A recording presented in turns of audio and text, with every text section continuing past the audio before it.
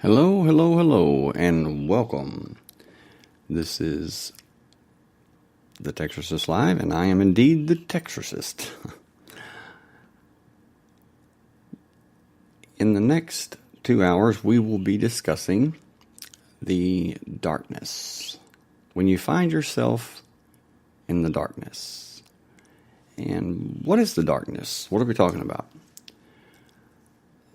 We're talking about when you find yourself in complete despair. When you find yourself completely afraid, frightened, as I said, despair. Why is that? Because in the darkness, which is a metaphor for extreme despair, fear. In the darkness, you have no sense of direction. You have no bearings. And of course, you can't see. Therefore, you can't process any data. So, fear and confusion reign. And when that happens, it's extremely frightening. And unfortunately, the darkness is just a part of life. Everyone will experience that dark valley or that pitch black darkness of despair at one time or another in their lives. Some people, much more than others. Now, why is that?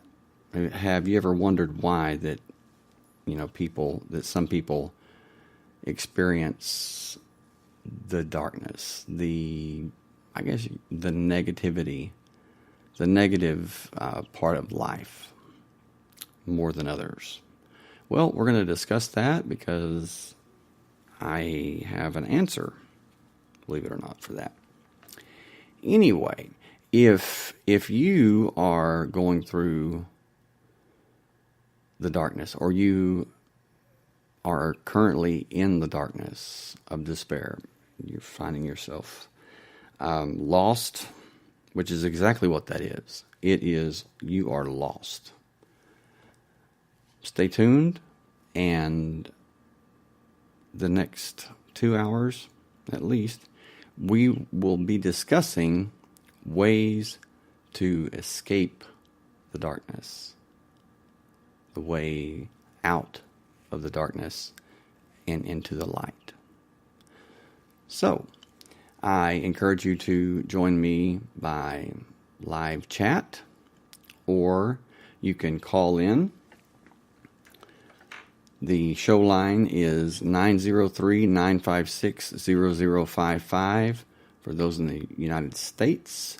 Those outside the U.S., dial 00 plus 1 903-956-0055.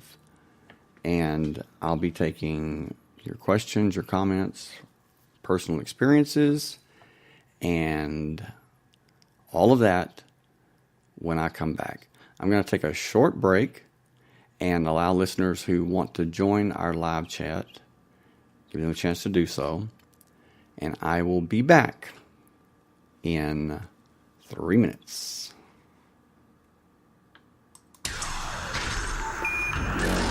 Are you ready? I'm saying, are you ready?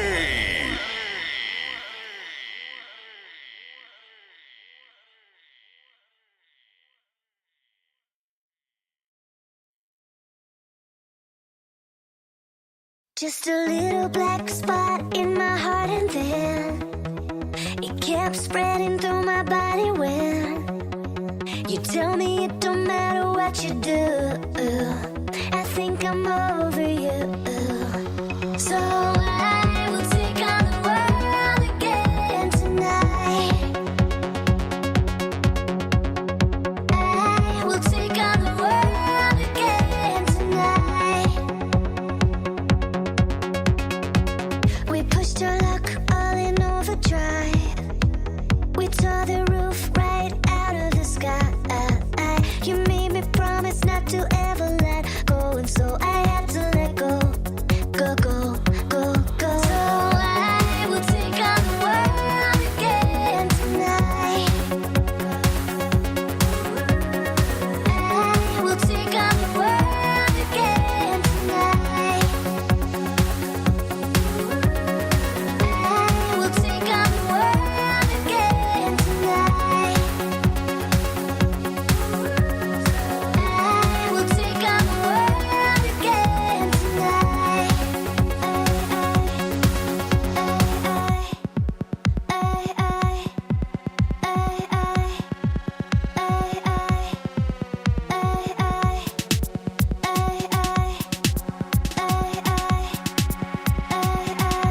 tonight. We used to pick up all the pieces, so I will take on the world again tonight. I will take on the world again tonight. I will take on the world again tonight. I will take on the world again tonight. I will take on the world again tonight. I will take on the world again tonight. I will take on the world again tonight. I will take on the world again tonight. I will take on the world again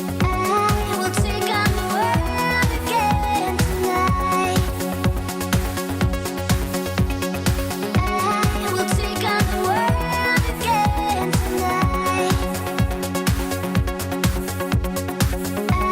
will take on the world again tonight.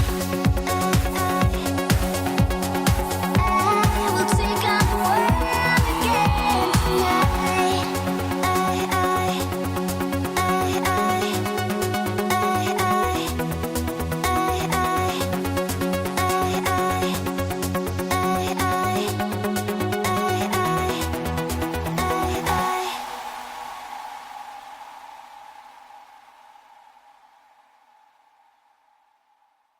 again tonight. And I am back. Hello, Mona. Hello, April. Glad you joined us. Glad you joined me. I was alone until Mona, my right-hand woman, showed up. One's a lonely number, I always say. And thank you, April, for joining us for this episode of The Texturist, talking about how when we find ourselves in the darkness, and it can be very, very frightening. And I say that because I've been there many times, and it is not pleasant. You know, people, you hear people say things like, well, you know, when you find yourself in the darkness, just pull yourself up by the bootstraps and, you know, this and that. Yeah, it's easier said than done. You know, I mean, it's very easy to be an armchair quarterback. And, you know, unless you are out on the field and you're taking the punishment, you're exerting yourself, you know, I guess what I'm trying to say is, unless you're in it, don't put someone down. Don't demean someone by saying, well, you know, this is one thing that a lot of people say is, well, when I was your age, or, well, I've been there and this is what I did. Well, you know what? It's not the same for everyone. I mean, everybody's different. And the darkness and despair that you went through may be, something that may not have crossed your mind, is that possibly, just possibly, someone could be going through a darker time than you did. And wow, that's mind-blowing to some people. It's like when your parents tell you that they walked to school uphill both ways, and it was rougher back in that day or whatever. A lot of people today, they talk about and they put people down that are on antidepressants or anti-anxiety medication for one reason or another. They say, there's no need for that or whatever. Well, I'm not saying that I'm promoting, or that I think that antidepressants or any type of medication for depression, anxiety, or mental illness, panic attacks, or anything like that. I'm not saying that it's a good idea, but I'm not saying it's a bad idea either. I mean, if the person responds to the medication, whether it be that they're actually responding to it or if it's placebo, then who cares? I mean, it's the end result that matters to me, that I believe is important, is the end result. If you're giving someone sugar pills, and which is the placebo effect, and they start feeling better, then you know what? Stock up on the sugar pills, because that's what matters, is the end result. And the end result is, if it helps them, then so be it. Now, having said that, that brings us to the first way out of the darkness. And when I say darkness takes many forms. Okay, it takes many forms. You can have someone that constantly doubts themselves, which would be insecurity. You have someone that constantly worries about things around them and people around them and events around them. And what is worry? It is,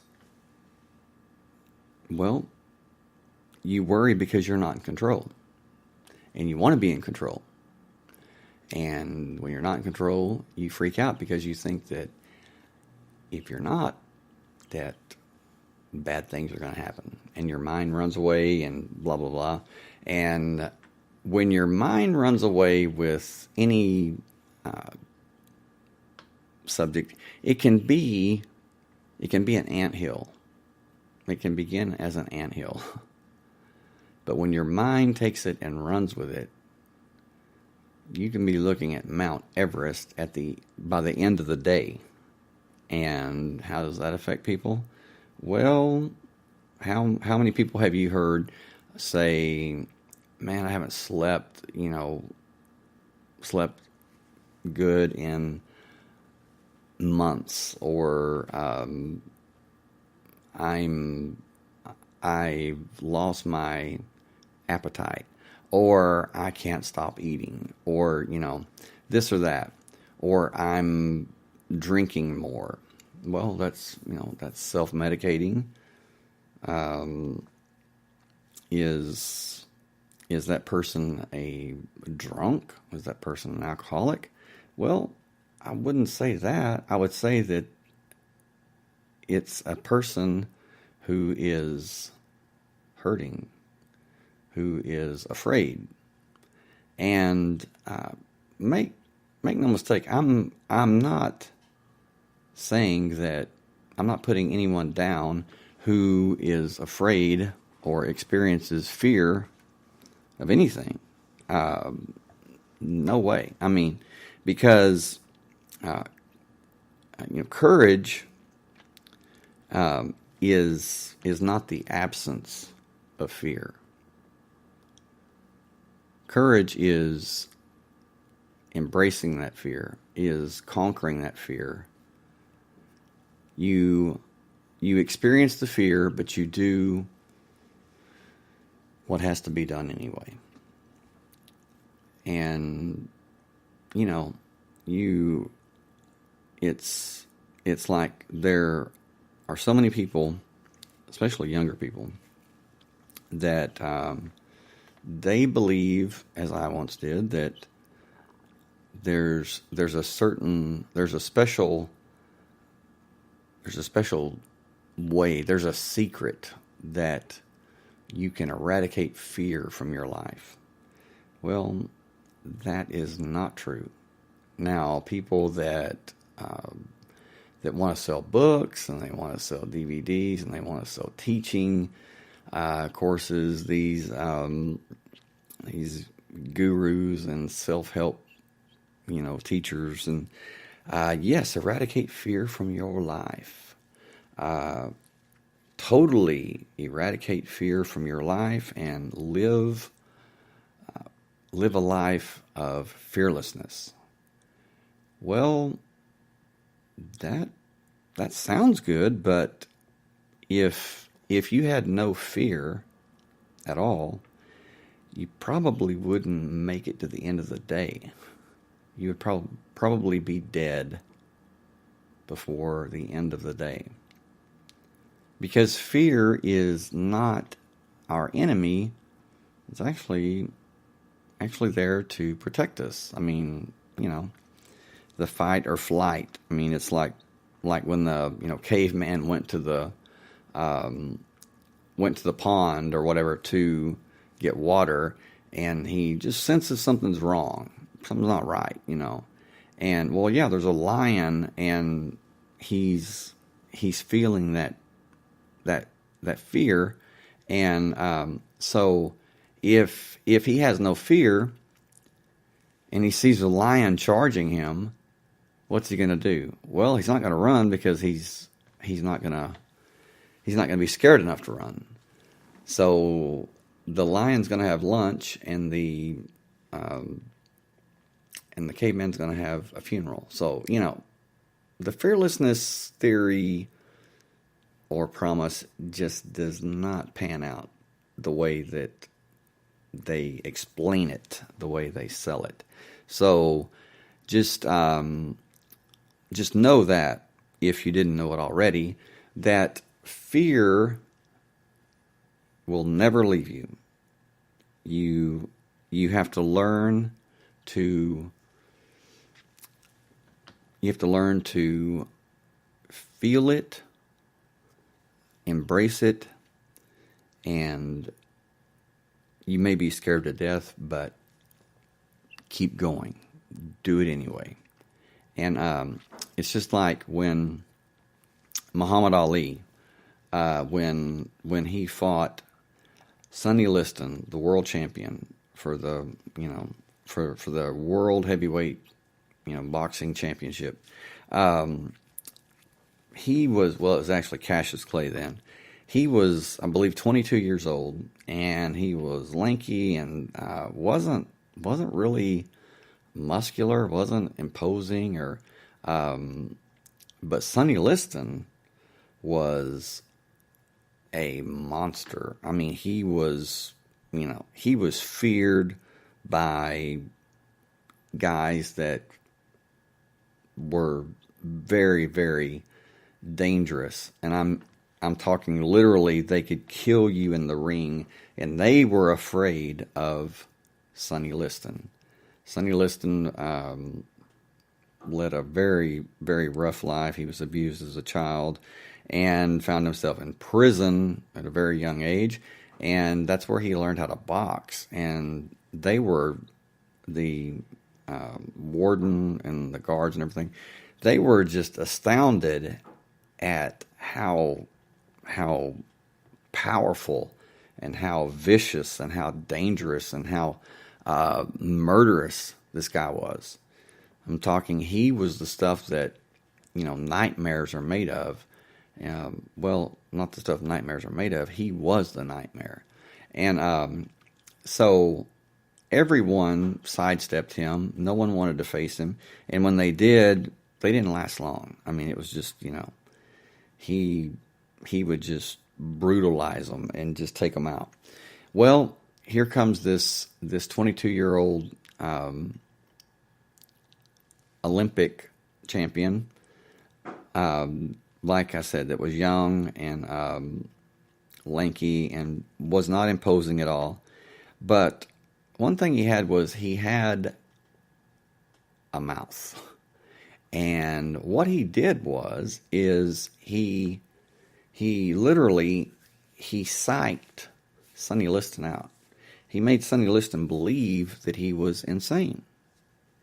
And if there's one thing that really, really bad guys, tough, really, really dangerous guys, they may not be afraid of a lot, but they're afraid of someone that is completely crazy.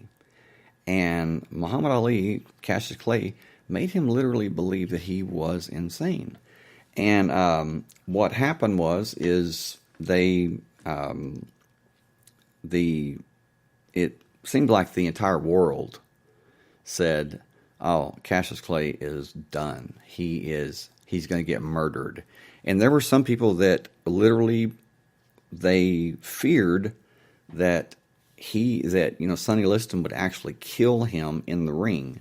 So when the fight happened, they met, in the center of the ring, and Cassius Clay was, talking, mouthing off, telling him how he was gonna, how he was gonna beat him, what he's gonna do, and everything. So it looked like that he was fearless in the face of, what the world said was going to be certain death.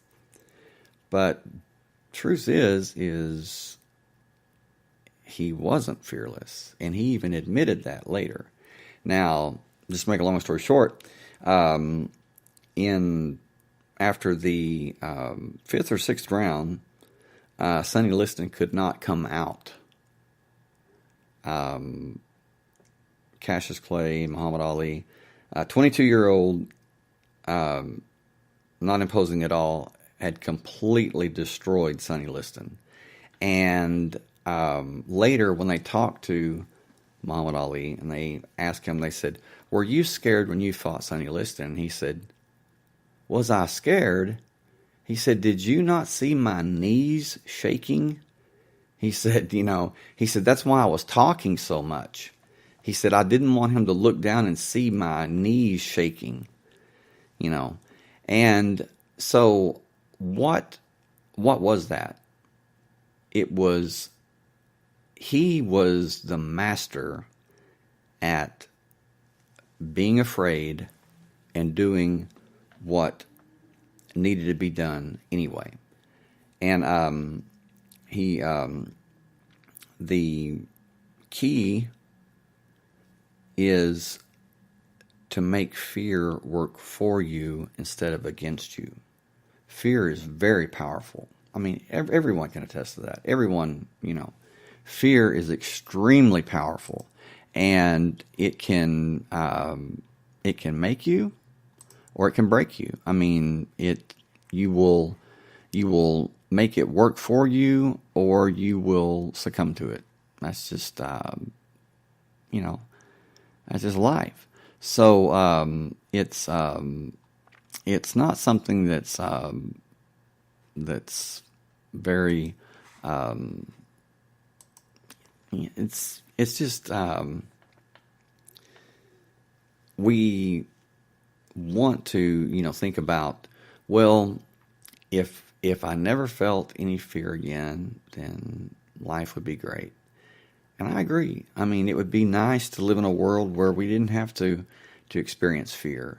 But unfortunately, we don't live in a perfect world, and fear is there for a reason. So what I'm saying is when you find yourself in the darkness or in despair, what happens is you have, as I said at the very start, you have no way of, you have no reference.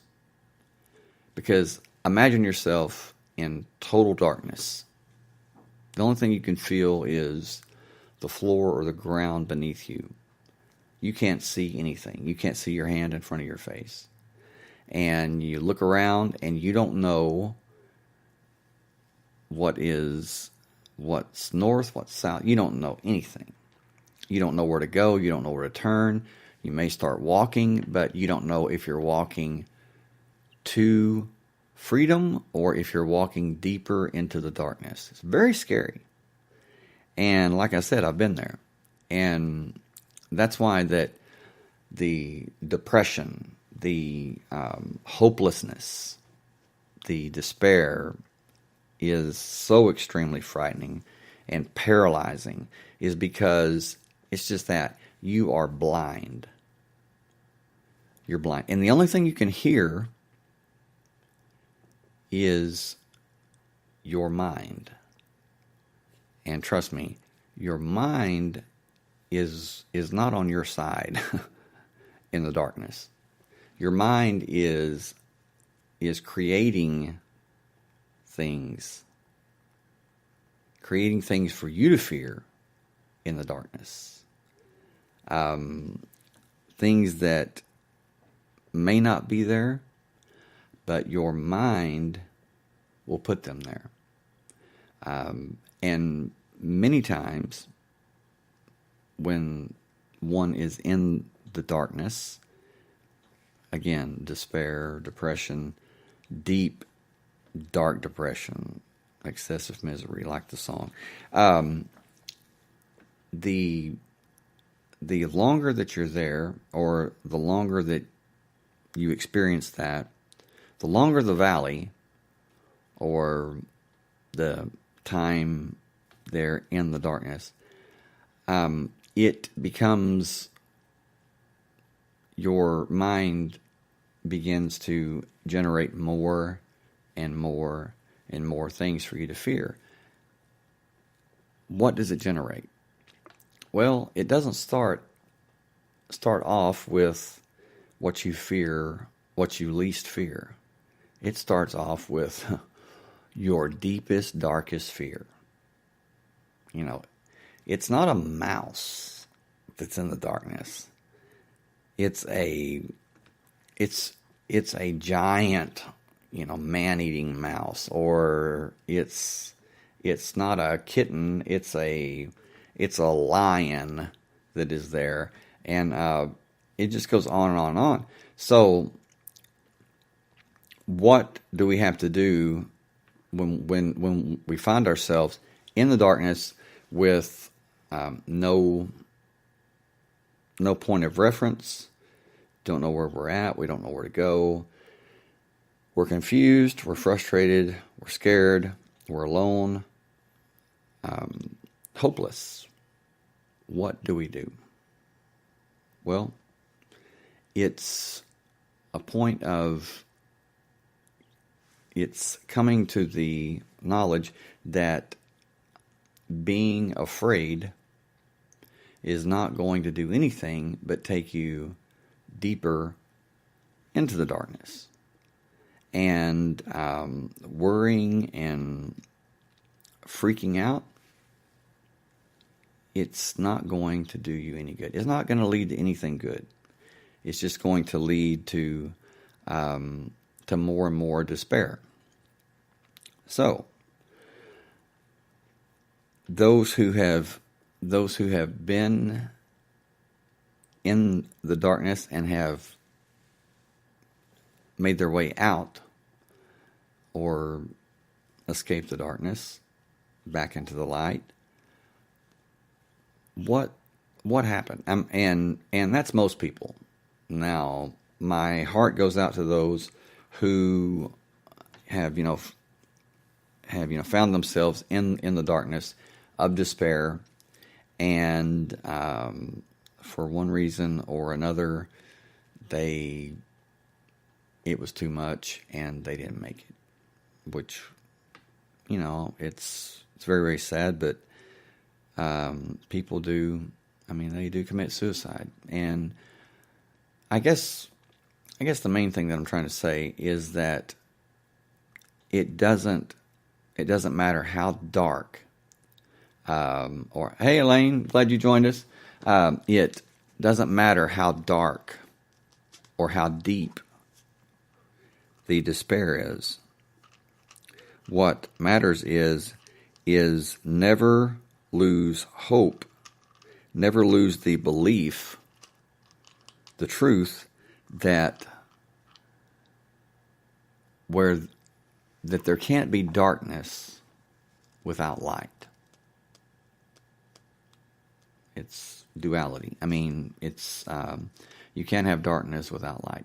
And just this is a quote that I love, and it describes me to a T. It's people ask me, why do you stay seemingly stay in the shadows, in the darkness or the deep? Why do you why do you do that? Or and because my interest, my I guess just my personality, the things that are not readily known, or the unknown, I should say, that's what fascinates me. It's not the things that are known that really gets my attention. It's the things that are unknown. And I firmly believe, and as I say this is truth, is that we learn in the darkness. We don't learn in the light. We learn our greatest lessons and skills and coping skills, as Elaine says, in the darkness. We don't learn our coping skills. We're not empowered when we're in the light.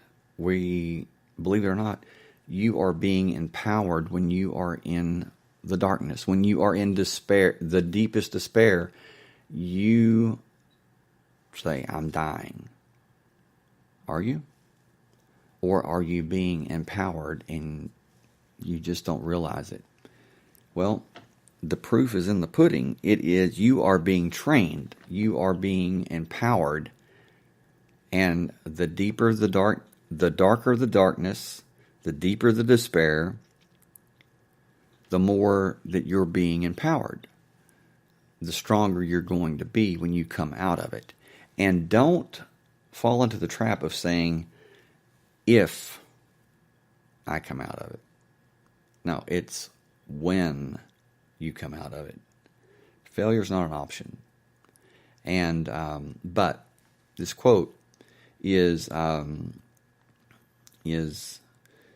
in the darkness we have a clearer view of the light. When we're in the darkness, the darker the darkness, the clearer view we have of the light. And I think that speaks volumes. It's when you look at it that way, the darkness is something, when you're going through it, it's something to embrace, and it's something to, something to make, to benefit from, to again learn from, and but before you can do that, you have to understand that you have to control that fear and not allow the fear to control you. I know it's easier said than done, but it can be done. Now, why are some people, and this is true. I mean, this is. I mean, I've seen it. I've experienced it myself. Why are there some people who, every time you turn around, something happens, some problem, illness, something in their life, or something within their family, or their career, or whatever happens, and they're in the darkness again, and it's just over and over and over. And you have some people that, they may experience despair and depression and anxiety, worry, doubt, sometimes several times in their entire life. But you have some people that they seemingly are just stay there. And I don't believe that people that, well, there's some that would choose to, but for the most part, I believe that that life, the Creator, the Source, God, whatever you want to call the ultimate power, the Creator, the Almighty, the All-Knowing, the All-Present. I believe that we all have a course. We all have our own path to take that's been set before us, and sometimes the path that you're on, your path, has many, many dark times. It's meant for you to be placed in the dark valley or the darkness over and over and over. So that was my case. And when I was about, I think I was like 32, maybe 33, when my wife, now ex-wife, when she had the third miscarriage, I was just, I was really just hurting, and so I was just, I was screaming and hurting and just so distraught, and wasn't really angry. I was hurting, and so I was screaming at the Creator. I was screaming at God, and I said, "Why is it that in my life you have seen to it that you always put me in the darkness? You always put me in the deepest hell. And why do you enjoy seeing me, in complete despair and hopelessness and just, crumbling and like I was being destroyed? I mean, it's like, why do you do this? Why? And it wasn't an audible voice, of course, but it was, spoke to my mind. I mean, it wasn't like, someone was actually speaking, but it just came to me. Just as soon as I asked that question, the answer came to me, and it was clearer. It was crystal clear. It was clearer than if it had been spoken audibly to me. And the answer is when I said, why do you see fit to have placed me in the darkness and in the deepest hell over and over and over again in my life? And the answer is so you can lead others out. So you won't be startled. You won't be paralyzed by fear. You'll be used to it. You'll know your way around. You'll know what to do. And someone that hasn't been in that deep despair, in that deep depression, in that hopelessness, in that depth of complete loss of direction and confusion, so you can help them and you can lead them out. And man, you talk about,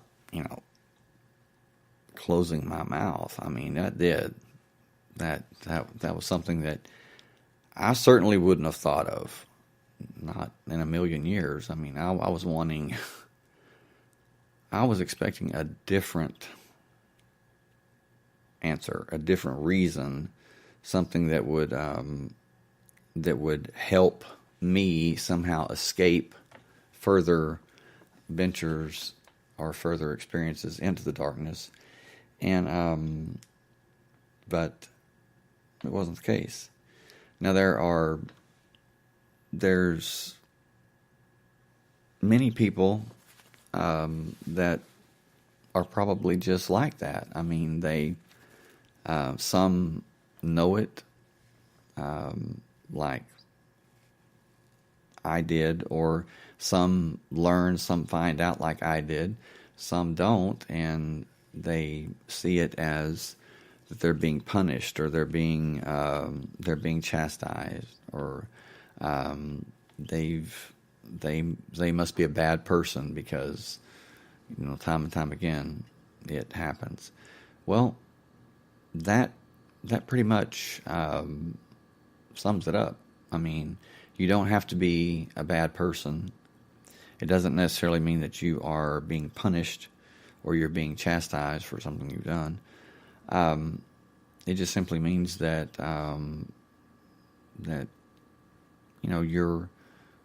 you're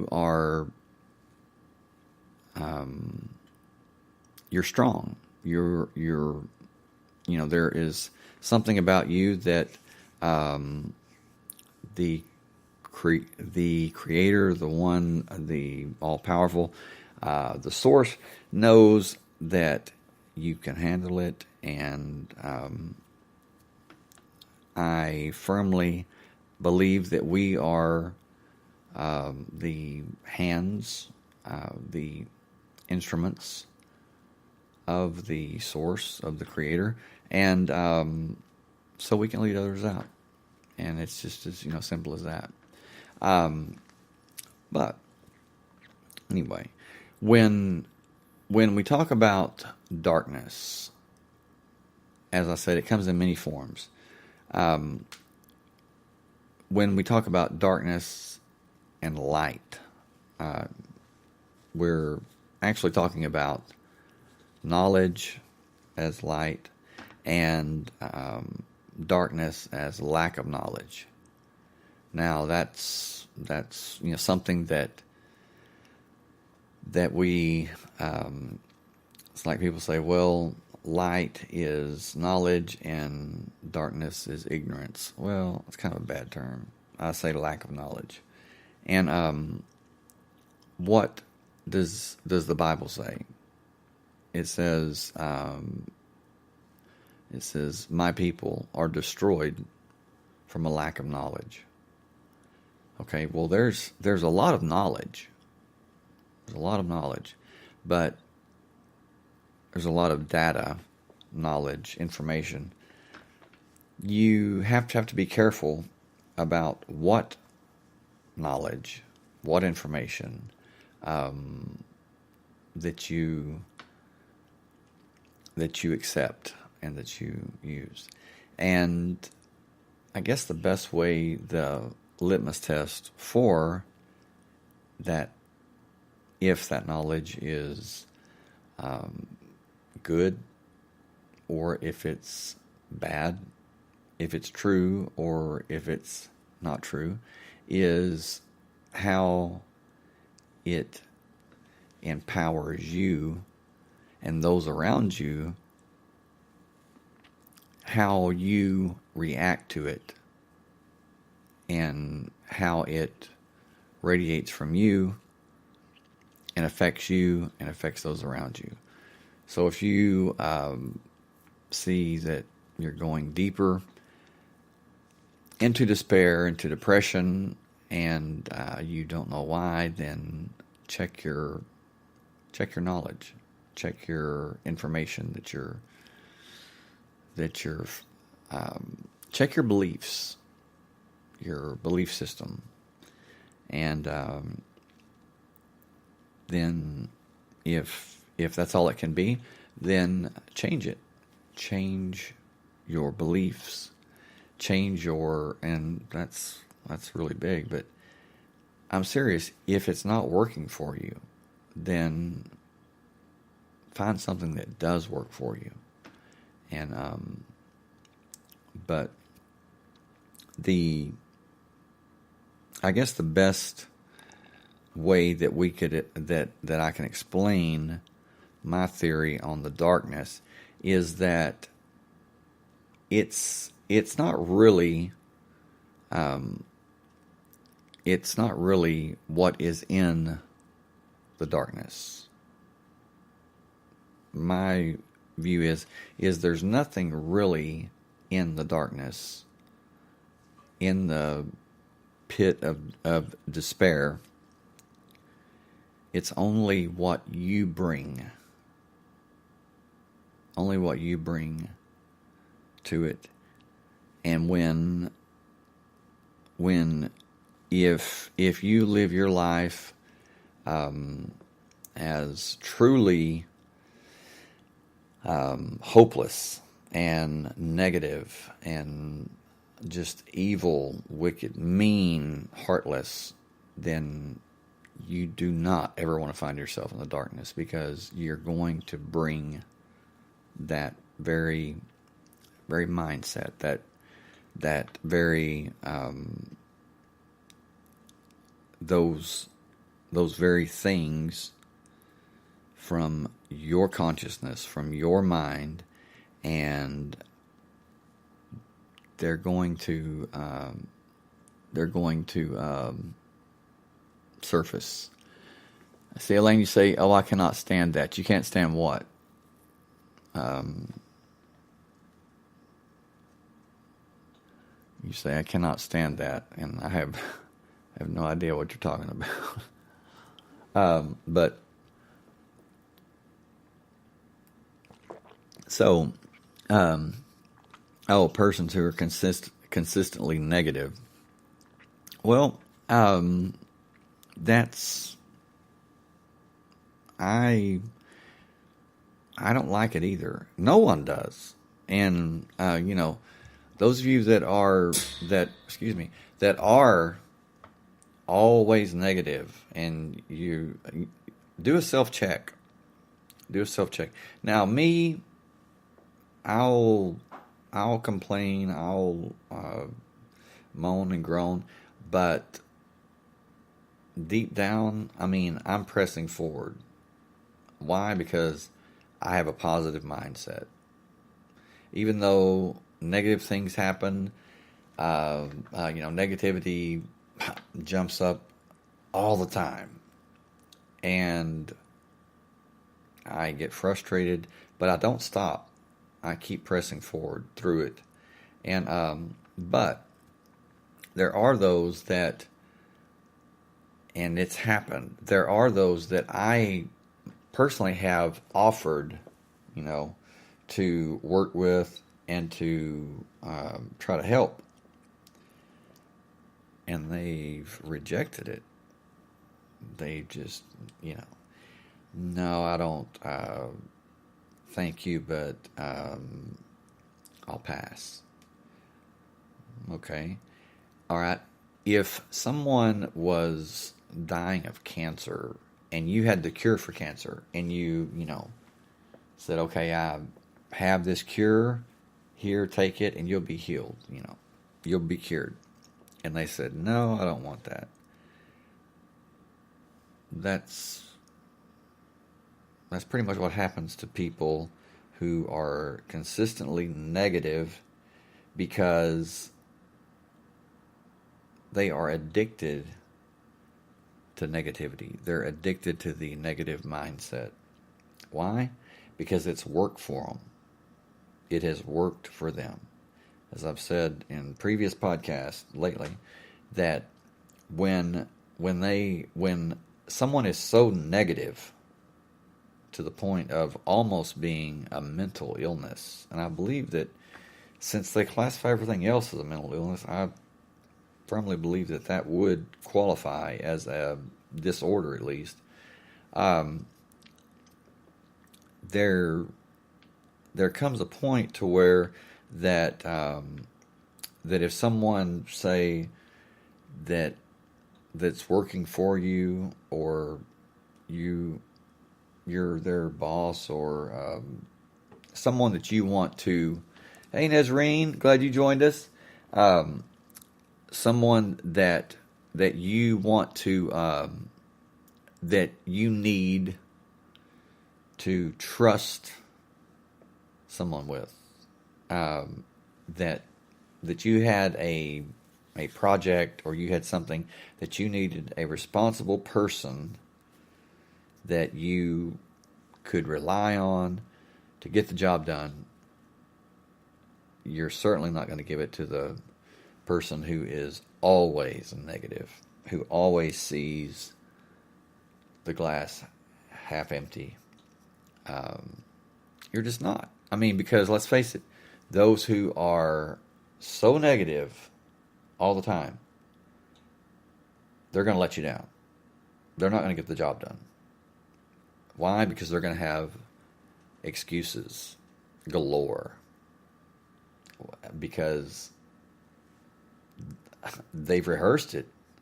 Matter of fact, before if they're given a job or a task or a mission to do, as soon as they start it, if they do start it, as soon as they start it, they don't start with necessarily accomplishing the mission. No. What they begin doing is they begin making excuses for why they failed. Now that's powerful. That's powerful. Most don't start out seeing themselves as completing the mission. They start out with making excuses, and they rehearse different failure scenarios in their mind. And you know this, those of you listening, those of you that are taking part in the live chat, you know that you've done that, and I've done that. Just, you rehearse the negative scenarios in your mind more than the positive ones. Yes, some have a martyr syndrome. That's right. Some have a victim syndrome. That's right. It's like the person that says, well, I'm in excruciating pain all the time. I mean, I hurt so bad, but I don't talk about it. Do what? Excuse me? You just did. And there's a lot of people that do that. Oh, I tell you, I can barely move. I mean, I can barely walk. I mean, I hurt so bad every day, but I don't talk about it. Yeah, you do. You do. You talk about it a lot. And that's not really what I would classify as depression. That's what I would classify as I'm seeking attention. And I have learned that this is how I get attention. And so I'm going to continue because people give me attention. And it's very hard, very difficult for those of us who are empaths to, when someone starts that pity party or they start that martyr syndrome. If they start the martyr syndrome, I'll call them out on it. Not publicly, but privately, I'll say, look, you are playing the martyr. And, some people, they're, what's that? What are you talking about? Well, you are throwing yourself under the bus, doing things like that. Not because you want to save others or you want to help others. You like the attention. And so you want to appear that you're sacrificing yourself or your time or your efforts to help others. And you really don't. You just like the attention. And yeah, that is, I really, really dislike that one. Oh, the victim syndrome. Thank you. The victim syndrome, the victim mentality is the best way to enter the darkness, to enter despair. Yeah, just have that victim mentality. That, well, everybody picks on me. Nobody's my friend. I can't do anything. I can't go anywhere. Okay, well, when you say that you can or you can't do anything, you're right. And that's just it. Is when you say, I can't find my way out of this depression. I can't find my way out of this darkness. I can't find my way out of this despair. You're right. You can't. You said it. You're right. Those that say, I can find my way out of this darkness. I can find my way out of this despair. I can climb out of this hell I'm in. You're right. Do you grasp the power in that? I mean, it's so simple. It's so simple that many people say, oh, that's too easy. That's just, that's BS. I mean, no, I'm not accepting that. Why? Why not? Well, it's too easy. Okay, you know what? You said it.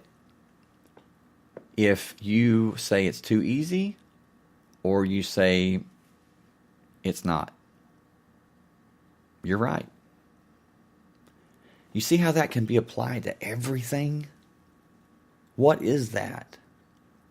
That is your consciousness. That is your belief. More than that, it's not believing that you can climb out or you can rise out of the dark valley. It's not believing that you can make your way out. It's not believing that you can see in the darkness. It's knowing you can. And I promise you, the next time, or those of you listening, if you're going through the darkness right now, if you're going through the deepest despair right now, don't stop and do a self-check and stop saying to yourself, stop seeing yourself as lost and stop seeing yourself as not as unable to see, unable to navigate, and start telling yourself, I can see. I'm not lost. I'm not hopeless. There is hope. There is, I am empowered. I am able. I will do it. Not, I might do it, but I will do it. And when that happens, when you change your mindset, what happens? Those that, this is in the Bible. Those who were in a great darkness have seen a great light. What's that talking about, really? The light that goes off in your consciousness. People say, oh, well, it's Jesus, and I'm not putting Jesus down. I mean, Jesus is my hero, He was a revolutionary, a rebel. Yeah, he was. And, yeah. But they say, well, the light's Jesus, and he's the light in the darkness. Well, okay, true. But you have a light. And what you find, and this is very, very important, and please remember this, is when you come to that point, when you come to that point in that deepest, darkest depth of despair and hopelessness, and you change your mindset. You change how you are experiencing what you're going through, how you're experiencing the darkness, the despair, how you're reacting to it. And it's a very good analogy because, you really, when you're going through the really deep depression, you can't see. It's like you're blind. But when you change that mindset, when you change that mindset that has become a soul habit, it's like it's been embedded within you. When you change that, when you change your perspective, when you start seeing yourself as the victor instead of the victim, what happens? Those who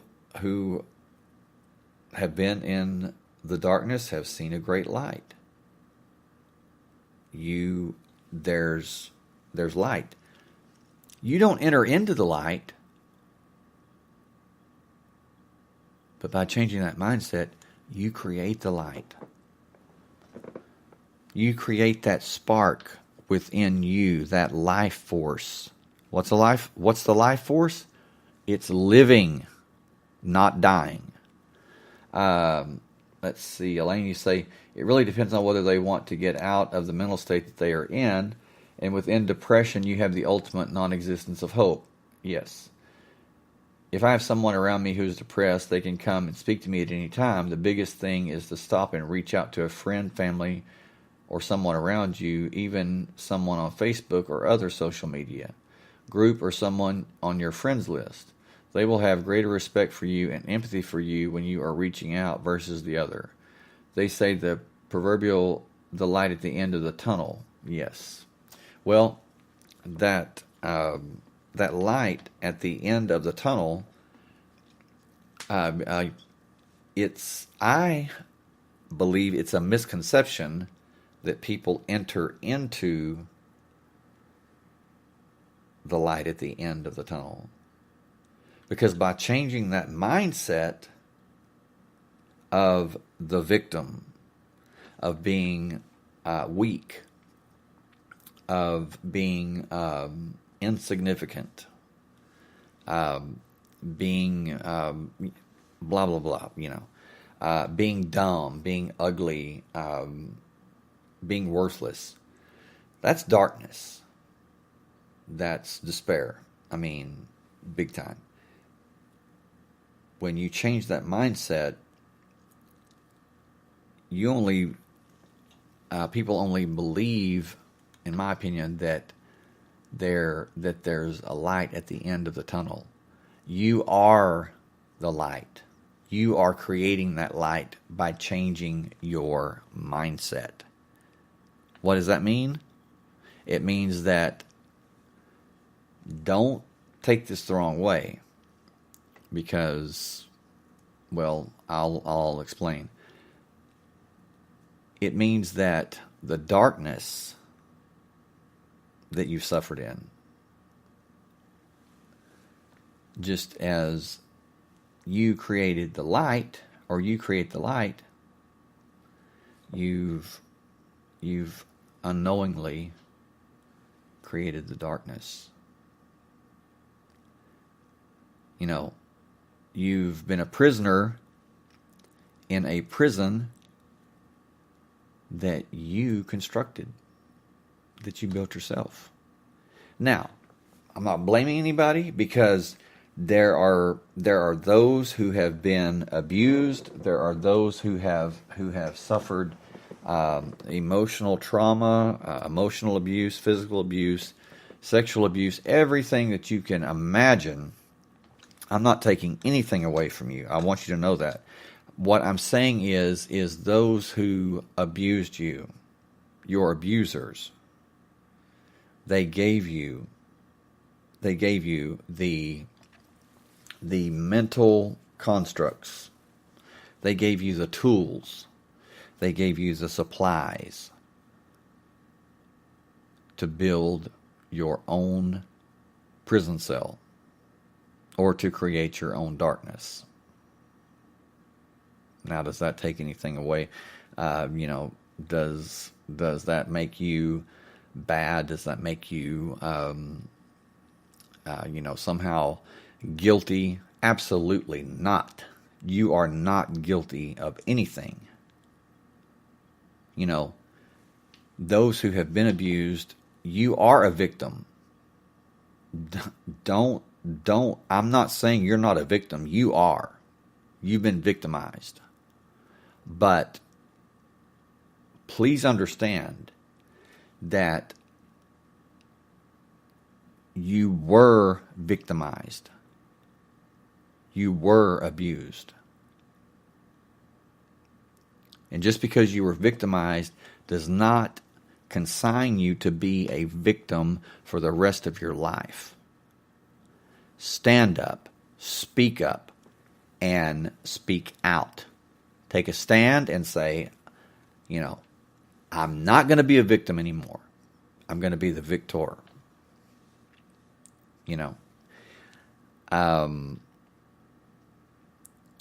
Enough is enough. And there are people who have been victimized. They've been victims. And they have,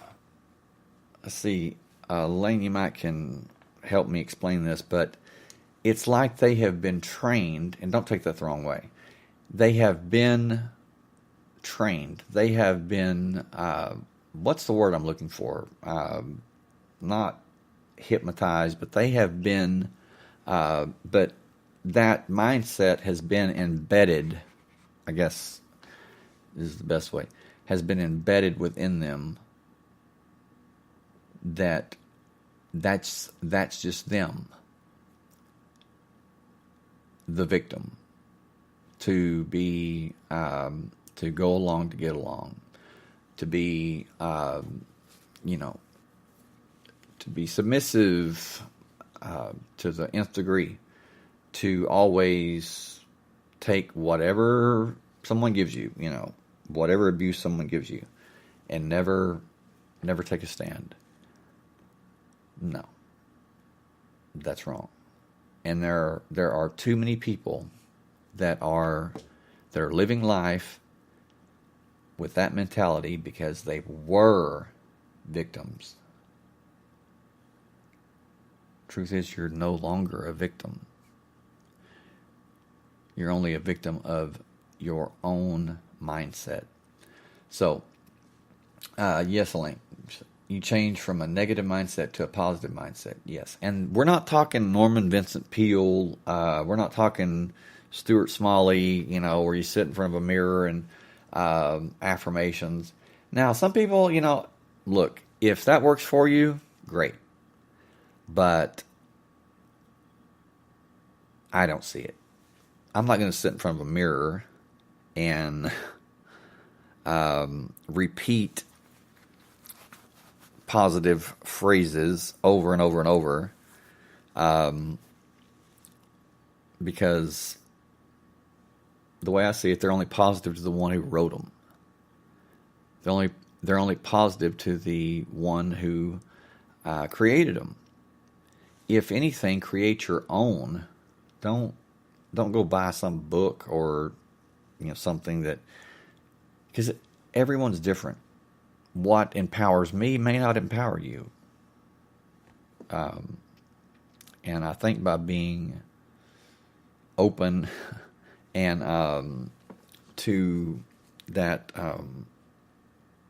to doing it yourself, just by me telling you that, I hope that empowers you, because people like Tony Robbins and these motivational speakers, they're great. They are. But what motivates them, what empowers them, may be the furthest thing in the world from empowering you. But you see them as confident, you see them as successful, you see them as this and that, and you think, wow, if I can just, if I can use Tony Robbins, his, what am I trying to say? If I can use his affirmations that he's listed, then, hey, I'm going to be just like him. No. Matter of fact, I think it's a waste of time. That's like being sick, being ill, being very sick, going to the doctor, and instead of him checking you for the specific illness and writing you a prescription for the specific illness, he writes you a one for all, a generic, and that's all he ever writes, is the same prescription for everybody. If you come in with cancer, he's going to write you the same prescription as somebody that comes in with bronchitis, or somebody that comes in with an ear infection. It makes no sense. I mean, think about that. Think about how many people waste their money on buying books that someone has written that has helped empower them. and I don't even know that much about Tony Robbins, but he's the first one that came to mind. Okay, I'm not putting the guy down or anything. I'm just saying, I'm just telling you the truth as I see it. That that what empowers and uplifts him may put you down. To be honest, I mean, it may put you down. So don't be afraid to take the reins yourself, because no one knows you better than you know yourself.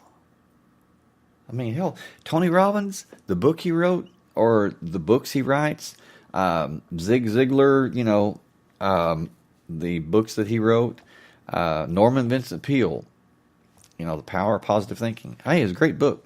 A great book. Is it practical? Well, no, not really. Elaine, you just hit a home run. Oh, I love it. I love it. I love it. I love it.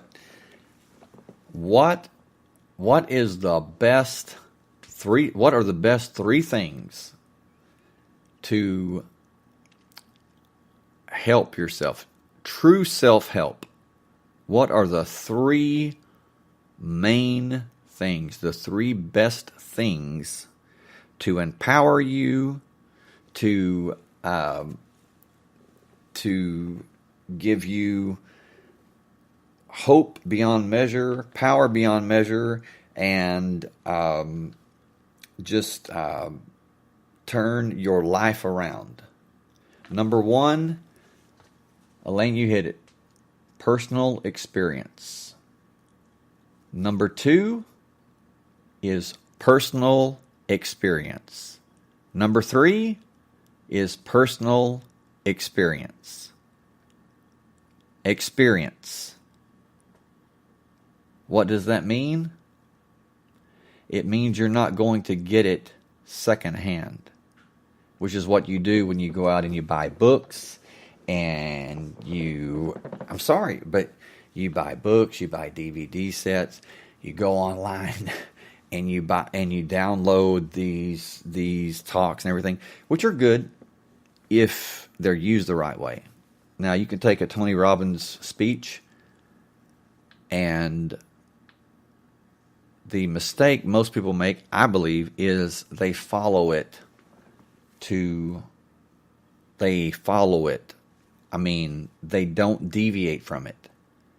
And what I'm saying is, in my opinion, and it's just my opinion, is if I had to tell you the best thing to do, is always deviate from it. Never be afraid to change it up. Use it as an outline, but move it, mold it, change it to suit you. But then again, even better than that is to just do it yourself. Yes, cannot be cookie cutter. You have to bend it and mold it to your own life and your own experiences. Because let's face it, Tony Robbins, people like that, Zig Ziglar, their problems, they are not my problems. I mean, it's like, totally opposite. What I consider a problem, they may never even think of. They may not even be able to comprehend my problems, and vice versa. So, absolutely, cannot be cookie cutter. And I guarantee you, I've been there, I've done that. Back in the day when we had real books, real bookstores, all over the place. You couldn't download books. I mean, it was, you had to go out and buy them. Oh man, I would go out and I would literally spend hundreds of dollars on this book by this author, and this book, and this book, and this book, and this guide, and this set of, and yeah, I look back and I'm like, why did I do that? I mean, which I know why I did it. Because I was looking for power, to be empowered from without myself. Why? Because I saw myself as weak. I saw myself as weak and as not able. You know, I did not realize just how powerful and how great and how awesome I really am until later. And then I finally realized it. And, you know, Elaine hasn't even responded on the live chat to that. I think she may be speechless. Or else she's typing something right now that's really going to rip into me. But now, I said that, okay, I'm kidding, of course, but there's some truth in that. And I'm not being arrogant. I'm not being conceited. I'm just saying that the way I viewed myself back 20 years ago, you would not want me to view you. You would not want anyone to view you the way I viewed myself. I mean, it would not be good. It would be, well, back, well, I say 20 years ago, more like 30 years ago. I'd say 25 years ago. Like, first 25 years of my life. Oh, man. It's like the first 25 years of my life. Oh, man. I mean, deep down, I saw myself as weak, as unable to, you know, to do anything. Yes, I am. And that's where that experience comes in, you know. Yes, I'm nifty 50. And you know, people say, man, I bet you wish you were 25 again. No, I don't. No, I do not. They're like, I've had people say, well, I bet you wish that you know, you could relive, you know, being 25 or 20, and no, I don't. I would much rather be 50 than to be 25, because at 25, nothing against people that are 25 or and younger or anything like that, but at 25, it's like I told Mona, even at 30, I still hadn't, you know, got it. I mean, I still didn't really, I mean, I knew some, I realized some, but man, it just did not sink in. And, yeah, so, but, let's see, let me read your, you say, you change from a negative mindset to a positive mindset, then you change into a positive growth mindset when you are rebuilding and rebranding yourself. Yes, I'd say reinventing yourself. Absolutely. Then you are more equipped to recognize the triggers that set you into a downward negative mindset. Yes, that downward spiral, that black hole, that vortex that seemingly just draws you in. Nazarene, you say, I agree. What we take what resonates with us and build on it. Absolutely. Elaine, you say, personal experience with the Achilles injury. There are things that will trigger days of happiness and days of sadness. I look at the overall trials that I've experienced through this and look at it and say, okay, well, this is a negative experience. So what can I learn from it? How am I supposed to grow from this experience? What can I do today that is positive? Okay, I gained a bunch of weight and my muscles have atrophied. So what can I do now, even though it may be small or I feel insignificant? So I look back and take baby steps, taking one step at a time. And I know that eventually I will get to where I'm supposed to be. And you know what? It might not necessarily be where I was before, and it might not be my ideology of it, but it is what it is, and I need to be okay with that. Ow. Couldn't have said it better myself.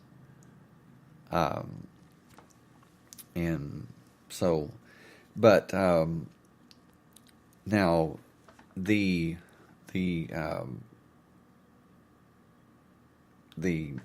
scary thing about being in the darkness, the despair, that deep, is we, like I said, in the darkness you can't see anything.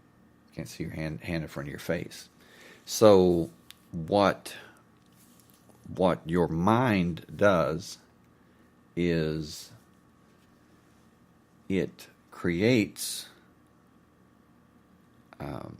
things in the darkness for you to fear. It's out to get you, right? You're in danger. When your mind doesn't even realize that it is. Yes, when you stare at the abyss stares back at you. Yes. Okay. What does that mean, though? Really, really, when you think about it, what does that mean?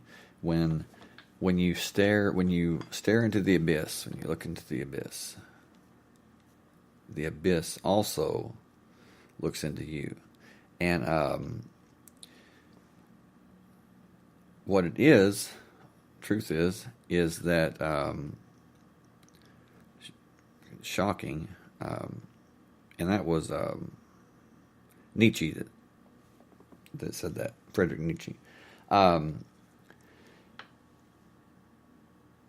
See, Elaine, you say it means that you're the one in control of how you perceive the abyss. Okay, well, in my opinion, that's true. But it's also true that the only way that the abyss can stare back into you is because you and the abyss are one. You're looking into yourself. You say your perception of it is your reality. That's right, because it's you. You're looking into the abyss. The abyss would be the negative, the dark. It's the dark. We all have just like a battery, a positive and a negative. And the abyss, in my opinion, is nothing more than that negative terminal, that negative side. We all have a light side that shines. We have a dark side. There's that duality. And you can't have one without the other. What is bliss? See, Elaine, you say looking into a mirror reflection, the opposite of where you are at that precise moment in time. Exactly. And like I said, what you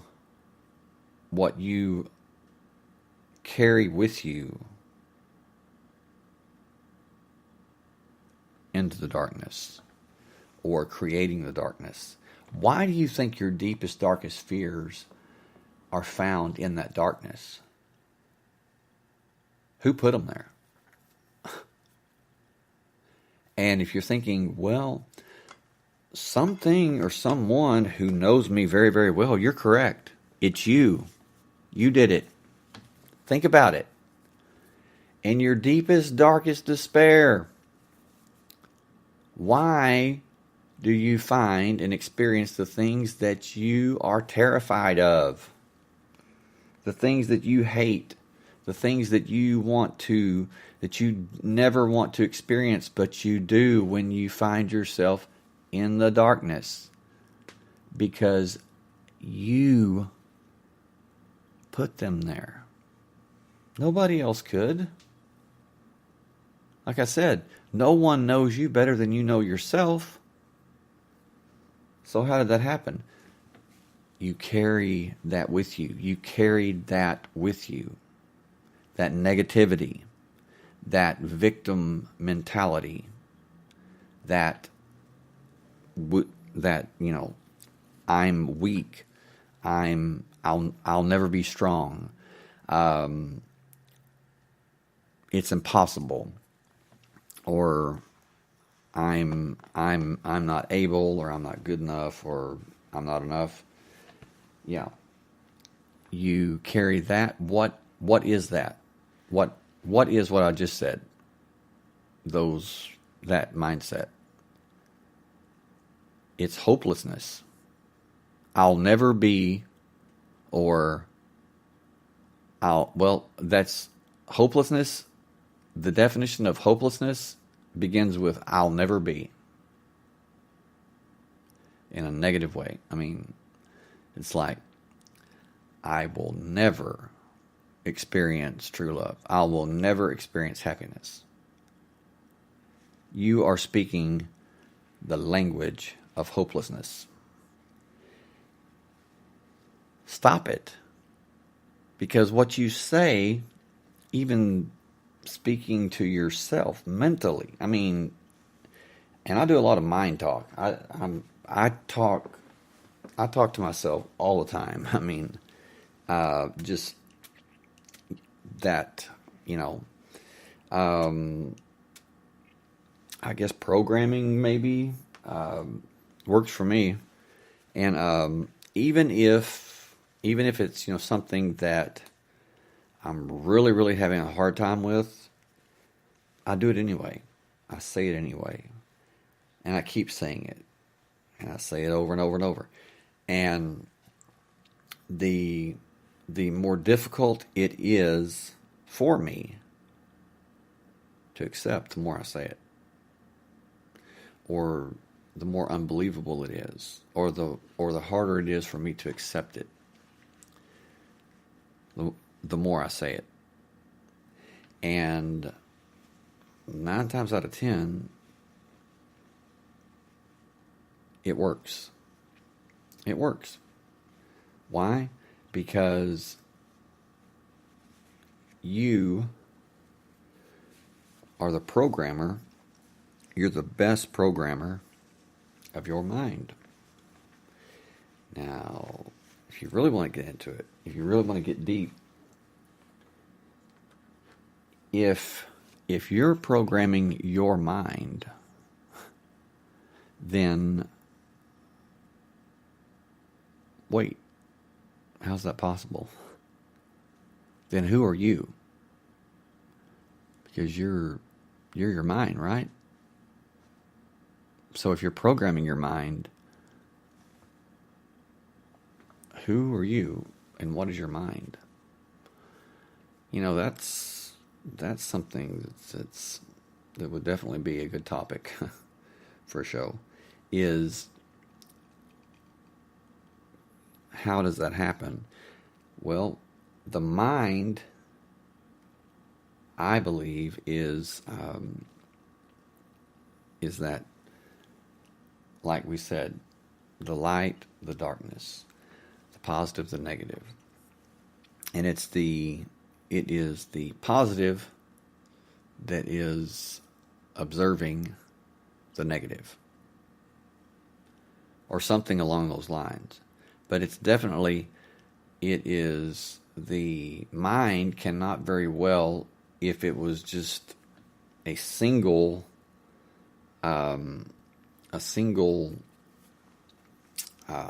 thing, it couldn't observe itself, could it? So it has to be at least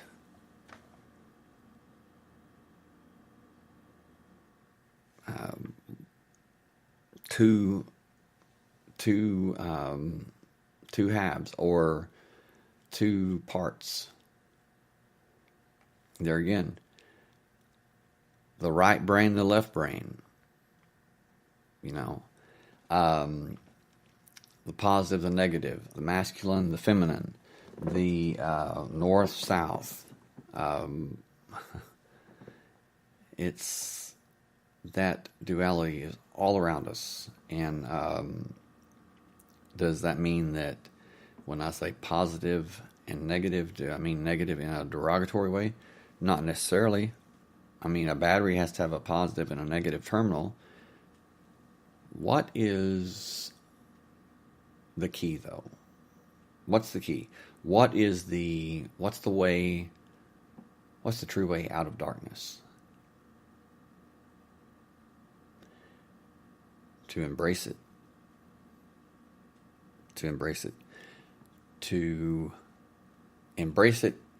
And what I mean by that is to connect the positive and the negative. And what does that mean? When you do that to a battery, it produces power, energy, which would be described light, But how many of us for so long were taught to fight tooth and nail against the negative part of ourselves? It's still us. I mean, this is just my opinion, but it's still you. Okay, how are you going to fight, or how are you going to destroy something that is you? I mean, even though it is negative, how are you going to destroy it? You can't. It's like two equal powers. It's like two equal energies. The only way that you're going to overcome it is by embracing it. Now, I'm not talking about embracing, depression, suicide, and things like that. I'm talking about the part of you that's like the right brain, left brain. Left brain is logic, reasoning. It's strict, rigid. Right brain is free, footloose and fancy free, and artistic, creative. And that's what I'm talking about. It's like when, Jesus said, when he says, and the two shall become one. He wasn't just talking about husband and wife. He was talking about you. He was talking about the two parts of you, the two parts of every one of us. When the two shall become one, and they will be whole. There you go. You say, Elaine, you say garbage in, garbage out. You say sometimes you have to reset. Sometimes you have to evaluate those around you and see if they are being a positive or a negative influence. Absolutely. Absolutely. If they are positive, keep them. If they are negative, then cut them off. Unless they are negative trying to be a positive. Keep them, but in my honest opinion, relationships are about uplifting one another and not putting the other person down, no matter if it is personal or a professional relationship. Yes, you gain nothing. Matter of fact, you put yourself down when you put someone else down. I mean, really. And that's probably the darkest of the dark, in my opinion, because what you say to someone, your spoken word, I mean, it does have power, and words can heal, words can kill, and that's true. That's very, very true. But anyway, well, we're coming up on 2 hours, and I believe that we have. This has been a good discussion. Definitely, it brought out a few things that I hadn't considered, and just talking, just sharing. It was like the light went off, and okay, that's amazing. But yes, but you're absolutely right, Elaine. Is when you put a person down, you are not only placing yourself in, you're not only being dark and negative, but you're putting out that person's light and maybe placing them in darkness. And I would not want that karma for doing that. But it happens a lot. But yes, definitely evaluate those around you and see if they're being a positive or negative influence, because it's a fact that if you are around a person a person that you're around all the time, whether they're positive or negative, one of you is going to be the, I guess you could say, the alpha resonator, and the other is going to adopt or is going to resonate with you, whether it be positive or negative. So, because everything is vibration, everything's frequency, and that we resonate with with our surroundings. So if you're with someone that is, well, it's just like the Bible says, don't become friends with a hot-tempered man, or why? Well, because you're going to resonate sooner or later with his behavior. You're going to pick up his bad habits, his quick temper, his violence. And we see that in, people who have been abused as children, and they grow up to become abusers. And it just goes from generation to generation to generation. There's the resonance. Even though, it's horrible, what they went through is horrible, they can't understand why that they themselves became abusers. Elaine, you say we are a byproduct of our DNA and our environment. Absolutely. Absolutely. And it has been proven recently that DNA can be programmed. Not only can we program our DNA by our consciousness, but it can be, they placed a digital computer code into human DNA. I believe it was. Yeah. And to their amazement, it accepted it. Whoa. That's another show. That's another episode, I mean. Yeah, look that up. Look that up. It will freak you out. Programmable DNA, or proof that DNA can be programmed, and not mentally, but digital program, or something like that. Just do a Google search, and it is very, very fascinating. But anyway, thank you for being here. Those of you who took part in the live chat, those of you who are listening now but not taking part in the live chat, I appreciate you. I wanted to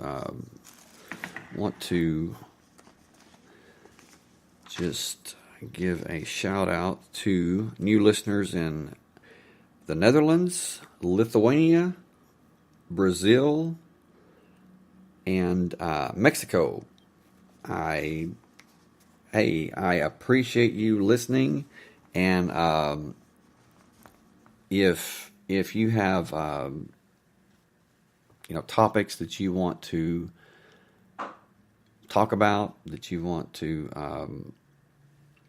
hear about, please send me an email at the texarsispodcast@gmail.com, and I would be happy to talk to you about a topic that you're interested in, that you find fascinating. And that goes for everybody. I mean, please.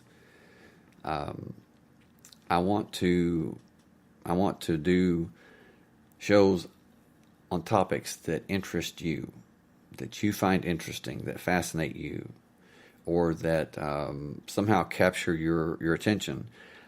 That would be great. Also, if you're going through the darkness, a really rough time, and you need someone to talk to, or share, or just to unload on, contact me. You can contact me again at the texarsispodcast@gmail.com, or you can call the Skype number. Although last night or this morning, the Skype number wasn't working. It was unavailable or something like that. Someone got a message like that. So I'm going to have to check that out. But anyway, also, please hit the like button if you enjoyed this episode on Spreaker, and please follow me on Spreaker. I really, really need your help. I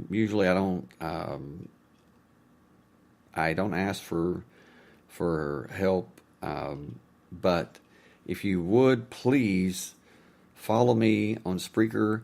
I need 100 followers on Spreaker to be eligible to be on iTunes. And when I'm on iTunes, I can reach a lot more people, like-minded people, and make the show better, because there'll be more people that will be involved, and more people taking part, and the more the merrier.